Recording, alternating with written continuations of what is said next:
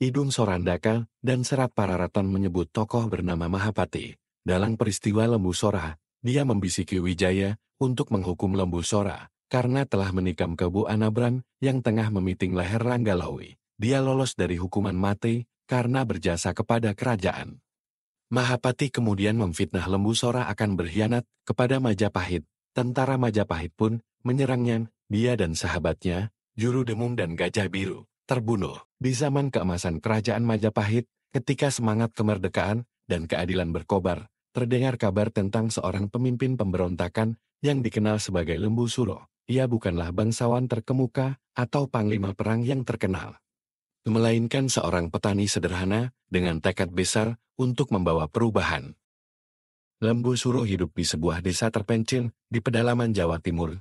Meskipun hidup dalam kesederhanaan, ia merasakan penderitaan rakyat jelata akibat pajak yang terus-menerus dipungut oleh para petinggi kerajaan. Kekecewanya terhadap ketidakadilan ini menjadi api yang menyala-nyala dalam hatinya. Suatu hari, ketika pemerintahan Majapahit semakin terbebani oleh beban pajak yang berat dan rakyat semakin menderita, Lembu Suro memutuskan untuk mengambil langkah besar. Dengan memimpin kelompok petani, buruh, dan orang-orang jelata lainnya, ia memulai pemberontakan terhadap penguasa yang zalim. Lembu Suro menggabungkan kebijaksanaan dan strategi taktisnya yang unik dengan semangat keberanian rakyat.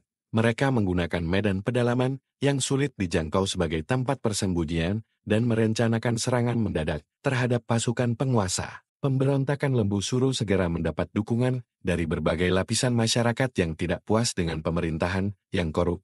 Desa-desa bergabung satu persatu dalam perlawanan mereka, membentuk pasukan yang besar dan beragam.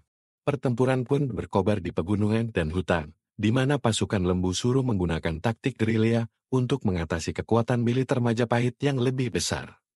Keberanian dan tekad rakyat jelata membuat mereka semakin sulit dihadapi oleh pasukan penguasa yang terbiasa dengan pertempuran terbuka di medan datar. Melalui perjuangan yang gigih dan kerjasama yang erat, pasukan Lembu Suro akhirnya berhasil memaksa penguasa untuk mendengarkan tuntutan mereka. Pajak yang memberatkan dikurangi.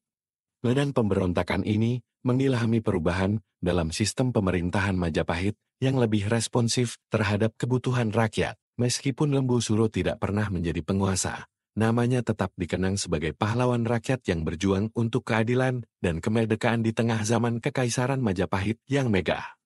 Cerita pemberontakan Lembu Suro menjadi warisan yang menginspirasi generasi-generasi berikutnya untuk berdiri melawan ketidakadilan dan mencari keberanian dalam keberagaman.